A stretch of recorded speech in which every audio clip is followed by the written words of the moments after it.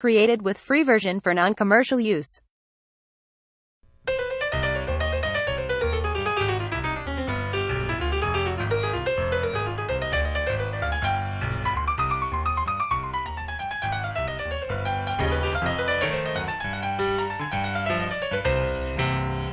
Welcome to Learn and Master Piano. I'm Will Barrow, and I'll be working with you throughout this series to get you connected to the piano and engaged in the joy of music making. The piano is the most expressive instrument I know. On its broad musical canvas, it can paint anything from storm and thunder to the rippling of a stream. Emotionally, that canvas is even broader. From jazz to pop, honky-tonk to gospel, and ragtime to blues, there's nothing that's been dreamt in the human heart or conceived in the imagination that can't be expressed at the piano. It doesn't matter whether you gave up on lessons years ago or know your way around the keyboard pretty well. Learn and Master Piano is designed to take you from the basics to Beethoven and every step along the way. Whatever your interest, level of expertise, or motivation for beginning this journey, you'll find plenty of valuable musical insight that will help equip you to become the piano player that you want to be. It's the joy of putting my hands on the piano and the enjoyment of the feel and sound of it that captured my imagination and made me fall in love with it. It's a love affair that's lasted 35 years, and every day reveals more of its endless possibilities. On the piano, even the simplest things you play can become mesmerizing. I'm constantly amazed at how a combination of notes, combined with rhythm and changes in intensity, can produce an infinite variety of music. We'll be learning many chords and melodies and how to put them together so you have something to say when you sit down at the instrument.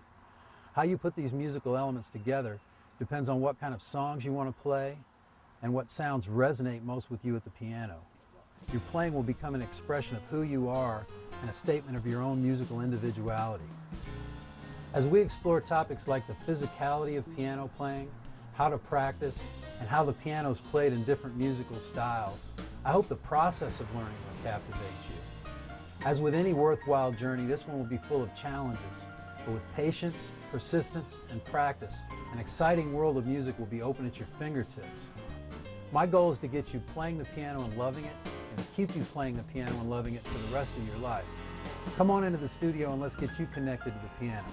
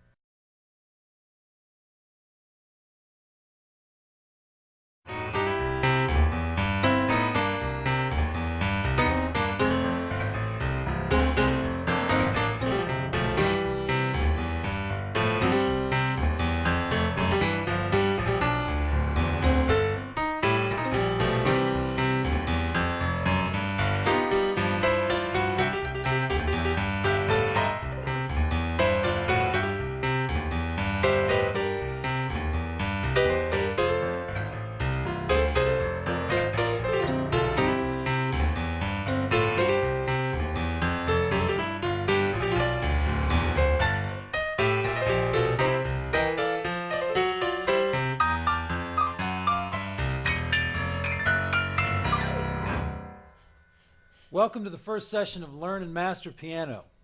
We're about to begin a journey that will take us into a world of chords, melodies, rhythm, and the physicality of playing this unique instrument. Before we get started, let's talk about what you'll need to use the course. First, you'll need an 88-key acoustic or digital piano. If you have a smaller keyboard, you can get started with that, but we're going to be covering material that covers the full range of an 88-key keyboard, so eventually you'll want to have one of those. You'll also need a way to see and hear the DVD while playing and hearing the piano, a reasonably tuned piano if it's an acoustic one, otherwise pitches on the keyboard and combinations of notes won't sound right. You'll need a metronome, which is the time-keeping device that will help us play with a steady pulse and help us gauge how fast to practice stuff. Here are some of the best ways to use the materials in the course. Go through the course without skipping around, even if material seems familiar. Many concepts, tunes, progressions, and rhythms in later sessions are based on stuff covered in earlier sessions. If material covered is easily mastered, move on more quickly to the next session. Use the workshops following each session to organize practice time and hone the new concepts covered in the session. And keep an open mind about new styles of music and different approaches to the piano. Be patient and enjoy the process of discovery and the small victories of mastering and playing simple things. Rome wasn't built in a day. If a particular piano skill is too hard, even after careful practice over a period of weeks, then master the simplest part of what you're working on and move on. Don't judge yourself or your progress. Let the feel and sound of the instrument and the joy of discovery motivate you. In this session, we're going to begin by showing you how the piano creates sound, how the vast landscape of the piano keyboard is laid out, and how your body connects with the instrument to make that sound. We're going to learn a simple 5-finger exercise to get our fingers moving, and we're going to learn our first chord progression. So let's get started.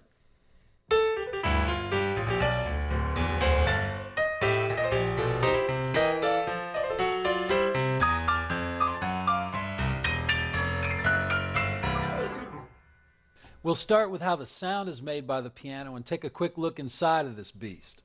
There's a physical chain of command in the mechanism of the acoustic piano. When a key is struck, it activates a lever at the end of that key that's attached to a hammer. The hammer inside of the piano strikes a string, which is attached to a soundboard. In the case of this piano, the soundboard's underneath the piano. The vibration of the string and resonance of the entire soundboard in the instrument create the sound you hear. If you're playing an acoustic piano, there are also some pedals down by your feet. Some pianos have 2 pedals and some have 3. The right pedal is the one that you're going to be using the most, and it's called the sustain pedal. What the sustain pedal does is to make the sound of the piano keep ringing when you hold the pedal down after striking a note. I've stopped playing the note, but the piano keeps ringing because I've got the pedal down. If you don't have an acoustic piano, you may be playing an electric keyboard or a digital piano. If so, the process of making the sound on these instruments is a little different.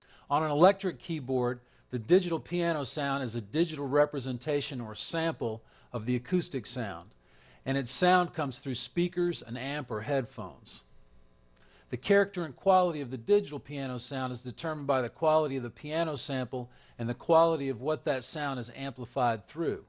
If you're playing a digital piano, it's great to get to an acoustic piano when and if you can to experience the actual mechanics and organic sound of the instrument that your sample is reproducing digitally.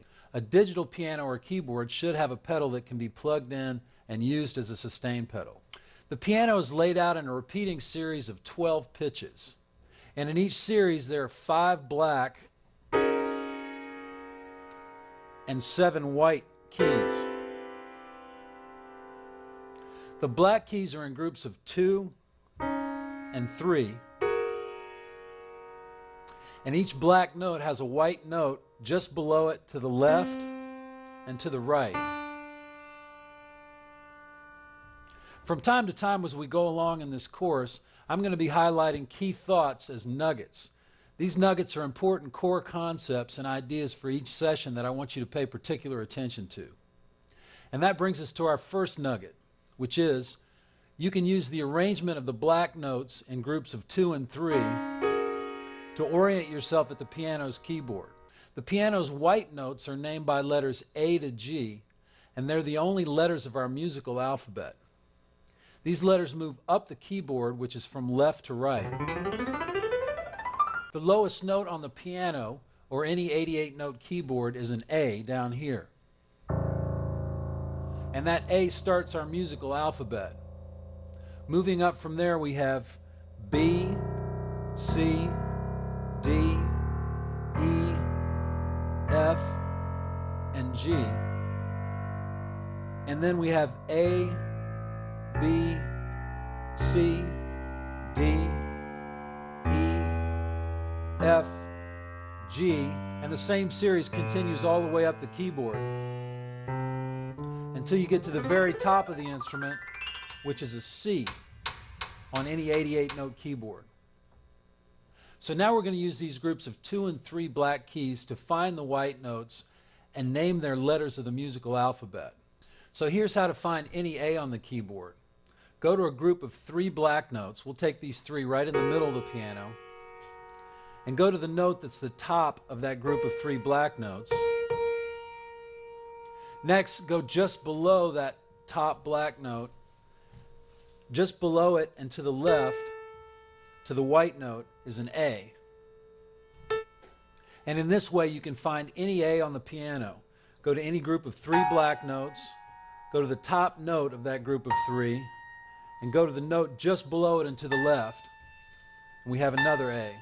In the same way, you can find any of the other white notes by their proximity to the black notes. So to find a B on the keyboard, let's go back to that group of 3 black notes. Find that top note of the group of 3, and then go to the white note, this time just to the right and above it. That's a B, and that's true of any B on the keyboard. You can find it by going to 3 black notes. This time we'll go down a little bit to 3 black notes. And the note just above the top group of that 3 is a B. The next note we want to find in this way is the note C, which you can find by locating any group of 2 black notes and finding the note just below them and to the left. So here's 2 black notes, and we're going below and to the left of the bottom of that group of 2, and that's a C. And this is true going up the piano or going down the piano.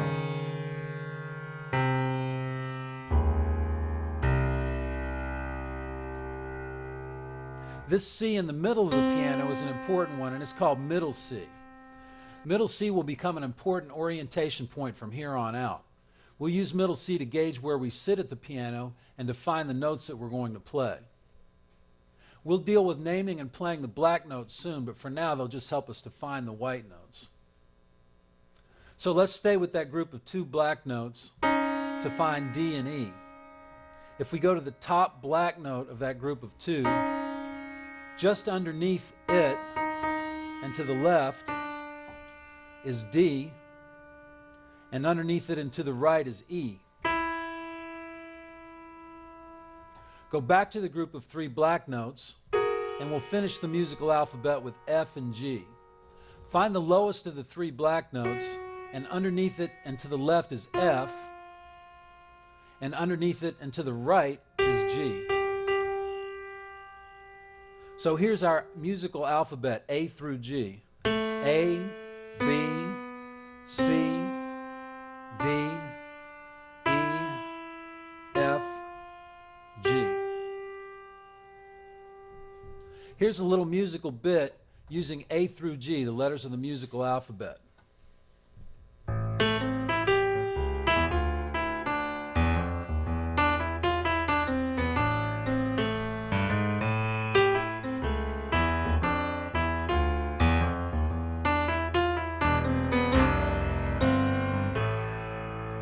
Let's talk about how best to physically connect to this instrument. Where you sit and how you use your body at the piano has a lot to do with how you play and how efficiently and relaxed you're able to play things. You can start by sitting at the piano so that your navel is roughly even with middle C. This allows room for both hands to move up and down the keyboard comfortably. The left hand will be moving mostly below middle C, and the right hand mostly around and above middle C. Also, you want to be sitting up straight, not slouching. You want to be relaxed, though, not rigid or stiff. You may need to use an adjustable bench, like this one, to be sitting at the right height so that you can sit up straight and your arms and hands will be in the right position. Like the mechanism of the piano, our body has a chain of command when playing the piano. This starts with what we hear and the pulse we feel in our body, in the same way a singer hears a melody before producing it. In the case of a singer, it's breath, activation, and vibration of the vocal instrument that makes the sound. Our body acts as a fulcrum at the piano, and playing it involves our whole body, from our butt up through our back, down our shoulders and forearms and wrists, and out of our fingers. Fingers are like the tip of the whip. And the more relaxed this entire chain is, the better sound we get and the more facility we have.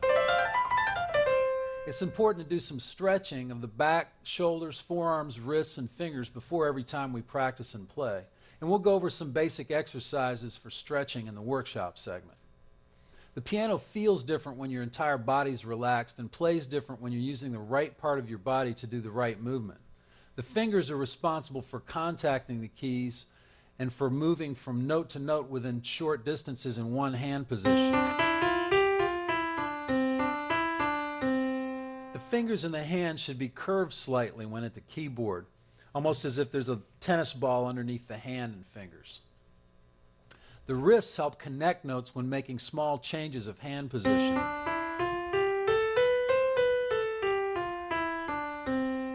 And the wrists come into play when the fingers are spread out.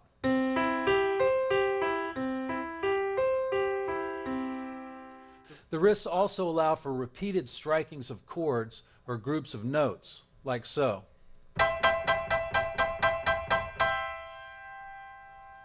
The forearm, upper arm, and shoulder move our hands and wrists up and down the keyboard.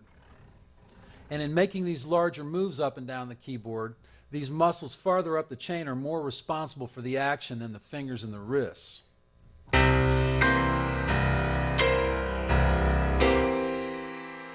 These larger muscles also supply the power and help us get a bigger sound out of the piano.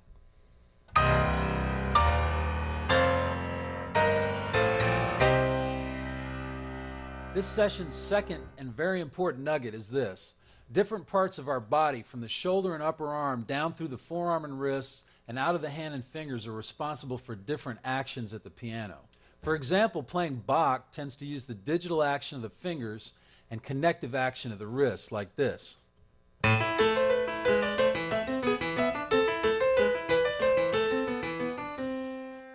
In contrast, hammering away on a rock and roll tune involves the upper parts of the arm more, not so much the fingers, though the fingers are always the final link of the chain and the part of the body that touches the keys. This style of rock and roll playing, touch may be too genteel a word. Spank is more like it. We'll get into some of that style down the road. So let's go back down the chain to the fingers, and I'll show you how we'll be numbering them to teach fingerings of the stuff we'll learn, and we'll get our hands on the piano to move those fingers and make some sound on the instrument. The fingers are the part of the body that makes contact with the keys, and we'll designate fingers by number.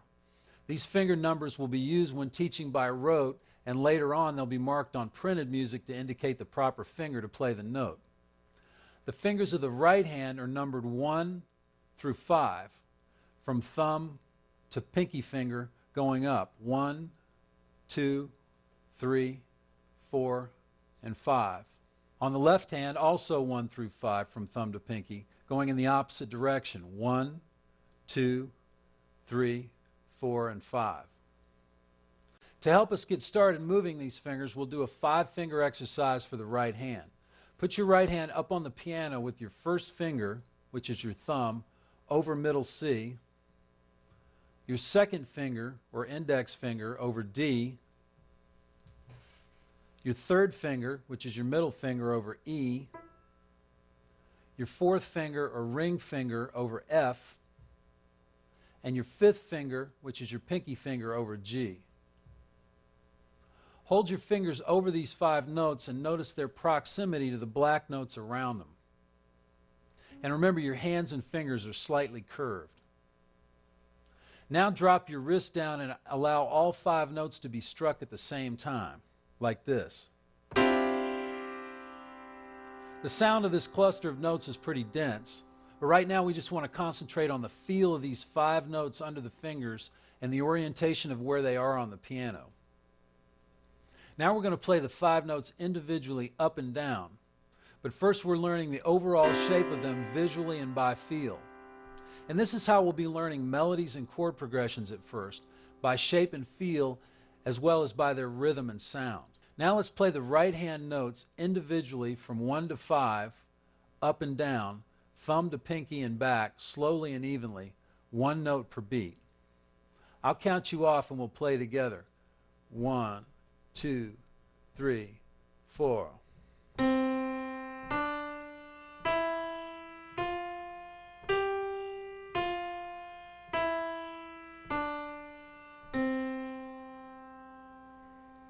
After you play these notes, drop your hand to your side and relax it, which is something that we'll also be doing periodically to get the tension out of it and to get you ready to play it again relaxed. So let's try that again. This time we'll play the notes up and down twice. 1, 2, 3, 4.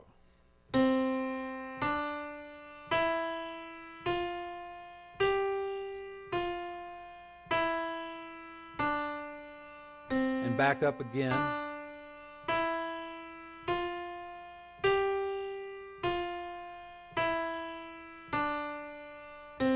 Now we'll try a 5-finger exercise with the left hand. Place your left hand up on the piano so that your first finger, which is the left thumb, is over middle C. Your second finger is over B. Third finger is over A. Fourth finger over G. And fifth finger over F. Now play all the notes together by allowing your wrist to drop the way we did with the right hand. And feel how the notes sit under each finger in the whole hand. Now let's play the notes individually, starting with middle C, this time down and then back up, slowly and evenly, one note per beat. 1, 2, 3, 4.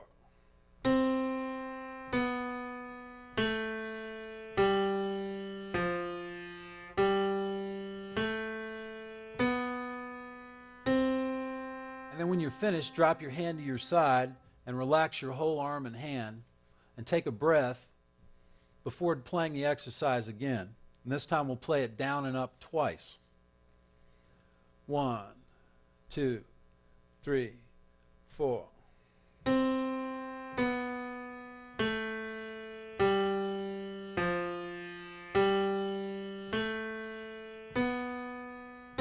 And then back down again.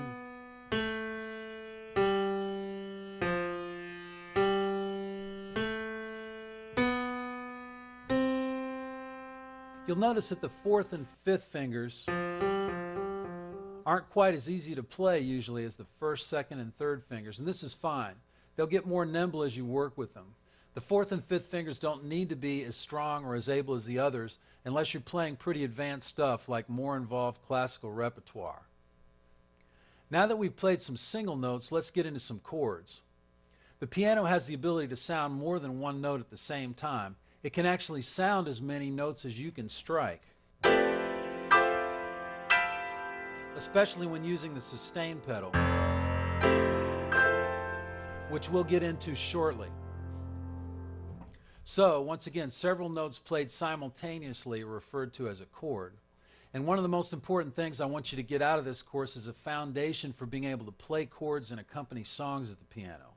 Playing chords and songs involves knowing where the chords are and what they sound like, naming them and knowing how to read their written symbols, and developing different ways of playing them in patterns and rhythms. Now we're going to learn our first chord progression, and when we're done it'll sound like this.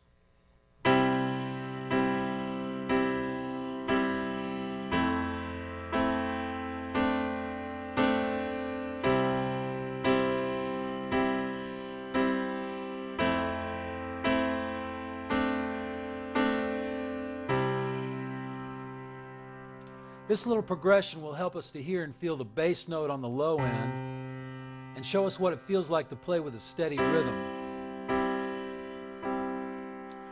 It'll also teach us to play 3 different chords by only changing a note or two between chords. Let's start with the left hand part, and we'll refer to its notes as bass notes. So we're going to start with our left thumb on middle C, and now go down the keyboard to the next C, moving down the keyboard. The distance between these C's, from middle C down to the next C, is called an octave. And an octave is the distance between a note and the note of the same name 7 notes higher or lower. For example, here's an A, and here it is an octave higher. Now here's an E, and here it is an octave lower. For this progression, which we're calling our first chord progression, we'll start with the bass note that is the C 1 octave lower than middle C. So first we'll find C, middle C, and we're going to go 1 octave lower to the C below it, and we're going to play that C with our thumb. And our left hand will be in the same position as when we did our 5-finger exercise, only the whole hand is moved down 1 octave. So our first finger, which is the thumb on the left hand, is on C, and our 5th finger is on the F below it. We'll play this C for 4 counts, 1, 2, 3, 4, and then we'll go down to the F below it for 2 counts, 1, 2, and then play the F again for 2 more counts, 1, 2. So the whole thing sounds like this in time. 1, 2, 3, 4. C, 2, 3, 4, and F, 2, 3, 4, and then the same thing again. C, 2, 3, 4, and F, 2, 3, 4, and then we finish back on the C. So let's get an easy, steady pulse going in our mind and body and concentrate on relaxing our left hand. The right hand's hanging down at our side, and I'll count us in and let's play these bass notes together. 1, 2, 3, 4. C, 2, 3, 4, F, 2, 3, 4. C, 2, 3, 4, F, 2, 3, 4, and then back to C, 2, 3, 4. Now let's check out the right hand part of the progression. The right hand part of the chord progression uses 3 different chords and shapes. So here's our starting chord. The thumb is on the G below middle C. The 3rd finger is on middle C. And the 5th finger is on E above middle C. Play the whole chord and listen to how it sounds. We're going to play this chord 4 straight times in time with the beat, like so. 1, 2, 3, 4. We make the second chord by making a small change in the first chord. Here's the first chord, and the first finger down on G is going to move up a step to A, so that the new chord is this: A, C, and E. And this second chord is played 2 times.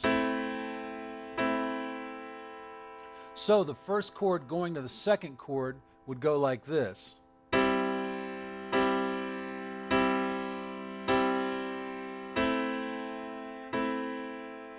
Then we make another small change to form the next chord.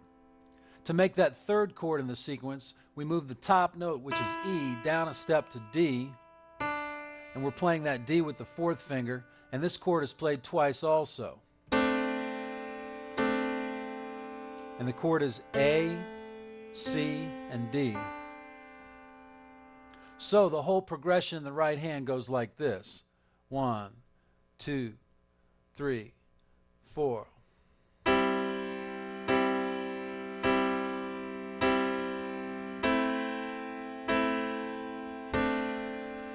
And then it repeats.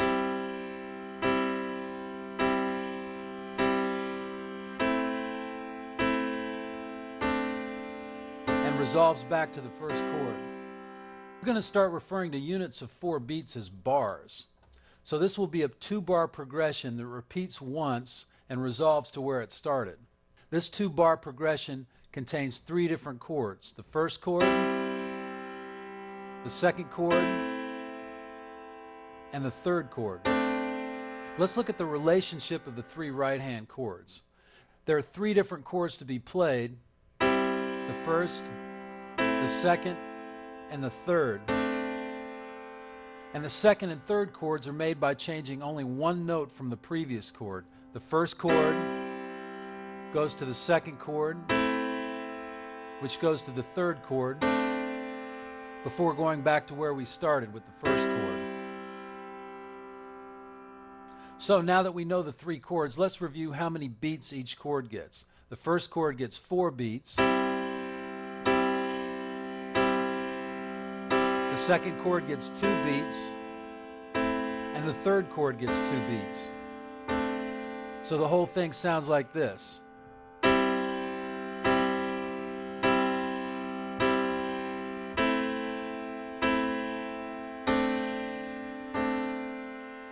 So now let's practice the left-hand bass notes and right-hand chords together. Slowly raise both hands to the keyboard and place the right hand over the position of the first chord and the left hand over the position of the first bass notes. Now let's play the first chord for 4 counts and the next 2 for 2 counts each. Then repeat the progression and resolve it to the first chord. What we're doing is outlining and establishing the shape of the progression before we fill in the rhythmic details. I'll count us in. 1, 2, 3, 4. The first chord, 1, 2, 3, 4. Then the second chord, 1, 2. And the third chord, 3, 4. First chord, 2, 3, 4. Second chord, 2, 3, 4. And then resolving to the first chord. Now let's try playing one right-hand chord per beat, so that we'll play the first chord 4 times with the left hand striking and holding the bass note, and then we'll play the second and third right hand chords 2 times each with 1 bass note per chord. 1, 2, 3, 4. 1, 2,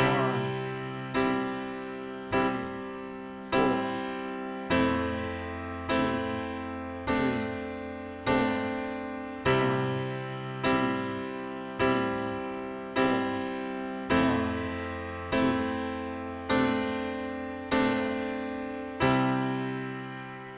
Let's try that progression one more time. I'll count us in and we'll play it together. 1, 2, 3, 4.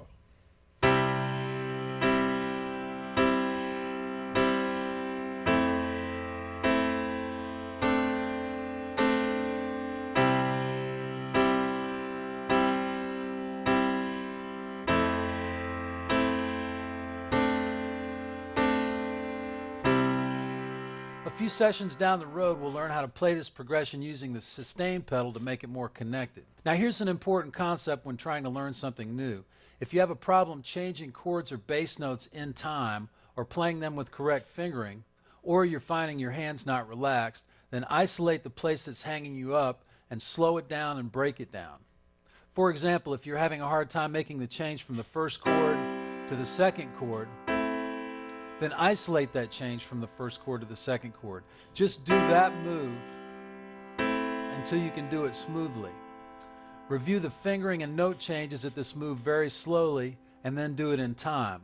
1, 2, 3, 4. And then do the change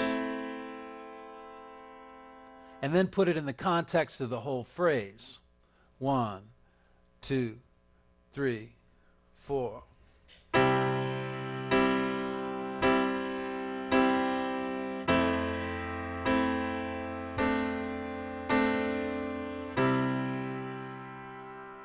Here's some tips to remember when establishing good practice habits. Focus on small amounts of musical content, keep relaxed, and feel the pulse of the beat. Getting in touch with the sound and feel of the piano will help you feel what it is to connect with what we're working on and all that you practice, learn, and play from here on out. Well, so far we've covered quite a bit of material. We're learning where on the keyboard to find the notes of the musical alphabet, how to move our fingers a bit and how to number them, and how to play a cool little progression with some pulse in it. In the workshop segment, we'll work on these skills in more detail and start making steady progress towards playing the piano. And I'll see you there.